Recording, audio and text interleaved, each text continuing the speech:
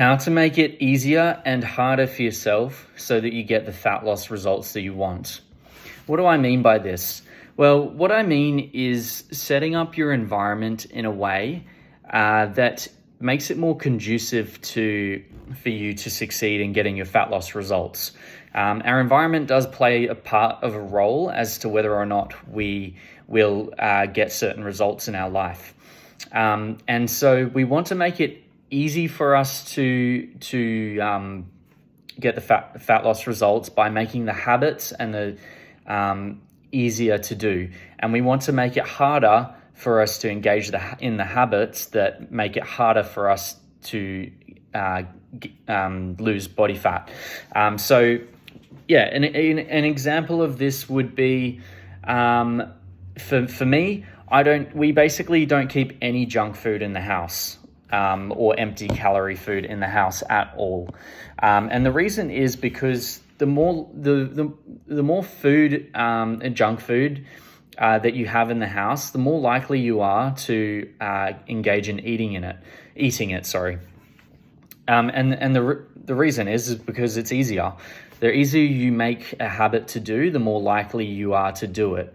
That goes for both good and bad habits. So we really need to set up our environment for success. So that's one way. Another way that we set our house up is to make it easier for ourselves to do the habits that are good for us. And so, making sure that we have fruits and veggies in the house all the time, making sure that we have healthy food in the house. Now, this kind of seems obvious, but if your pantry is full of junk food, you're going to much more likely eat those foods because you have to use more willpower.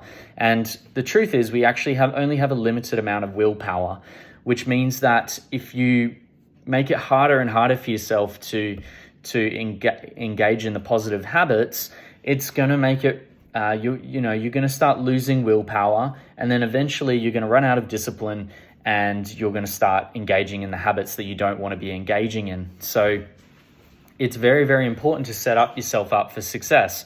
So now, if you have no junk food in the house, it means that you have to get in your car, go for a drive, and go get that food, and come back, and then and then you engage in eating that food, and so it reduces the likelihood that you're going to eat those foods.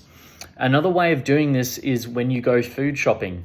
A great rule that I love is and this doesn't 100% apply because there are healthy foods inside the aisles, but a really great rule of thumb is to keep the majority of your shopping done on the outside aisles, because all the fruits, veggies, and meats and dairy products are all there the majority of the time. Now, this is obviously a generalization and it's not always true.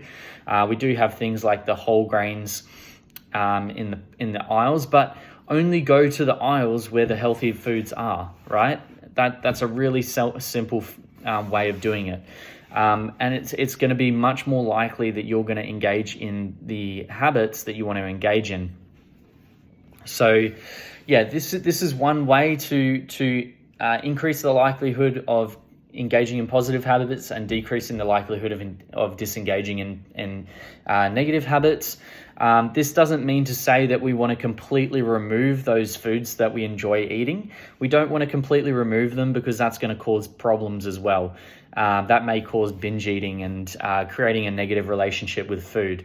So it's about, the majority of our diet being healthy and then letting ourselves have a little bit of junk food. So it's not about removing junk food, it's about limiting it, and it's about setting up your environment for success. So yeah, I hope that helps. Thanks.